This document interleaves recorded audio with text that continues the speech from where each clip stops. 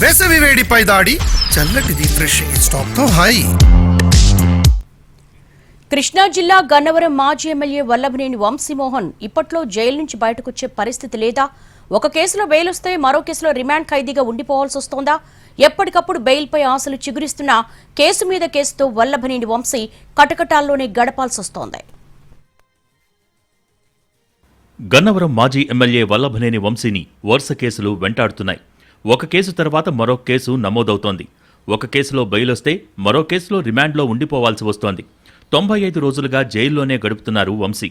తాజాగా ఆయనకు బెయిల్ వస్తుందని భావించినప్పటికీ కొత్త కేసు తెర మీదకు రావడంతో జైలుకే పరిమితమయ్యారు. దీంతో వంశీ జైలు జీవితం ఇంకెన్నాళ్లు అనే చర్చ జరుగుతోంది. వల్లభనేని వంశీపై తాజాగా మరో కేసు నమోదైంది. వంశీపై ఇప్పటివరకు మొత్తం 8 కేసులు నమోదయ్యాయి. ఈ ఏడాది ఫిబ్రవరి 13న వంశీ అరెస్టయ్యారు. విజయవాడలో సత్యవర్ధన్ అనే వ్యక్తిని కిడ్నాప్ చేసిన కేసులో వంశీని పోలీసులు మొదట అరెస్ట్ చేశారు. గన్నవరం టీడీపీ కార్యాలయంపై దాడికి సంబంధించిన కేసులో సత్యవర్ధన్ ఫిర్యాదుదారు. సత్యవర్ధన్ను వంశీ, ఆయన అనుచరులు కిడ్నాప్ చేసి కేసు వాపసు తీసుకోవాలని బెదిరించారు. దీనిపై సత్యవర్ధన్ ఫిర్యాదుతో వంశీని అరెస్ట్ చేశారు పోలీసులు.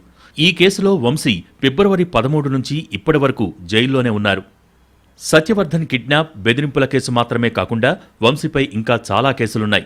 టీడీపీ ఆఫీస్పై దాడి కేసు, గన్నవరంలో సీతామహాలక్ష్మి అనే మహిళ స్థలం కబ్జా చేశారని మరో కేసు, బాపులపాడులో నకిలీ ఇళ్ల పట్టాల పంపిణీ కేసు, బ్రహ్మానందయ్య చెరువులో అక్రమ మైనింగ్ కేసు, పానకాల చెరువులో అక్రమ మైనింగ్ కేసు సహా మొత్తం 8 కేసులు నమోదయ్యాయి. వీటిలో 6 కేసులలో వంశీకి బెయిల్, ముందస్తు బెయిల్ మంజూరయ్యాయి. బాపులపాడులో నకిలీ ఇళ్ల పట్టాల పంపిణీ కేసులో వంశీ ప్రస్తుతం జైల్లో రిమాండ్లో ఉన్నారు. ఈ నెల 29 వరకు ఈ కేసులో వంశీ రిమాండ్లో ఉంటారు. ఈ కేసులో కూడా వంశీ బెయిల్ పిటిషన్ దాఖలు చేశారు. మరోవైపు వంశీపై మరో కేసు నమోదు చేశారు గన్నవరం పోలీసులు.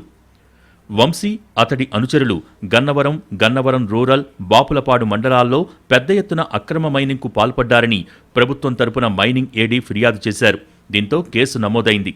ఈ కేసులో వంశీ సహా 13 మందిని నిందితులుగా చేర్చారు పోలీసులు.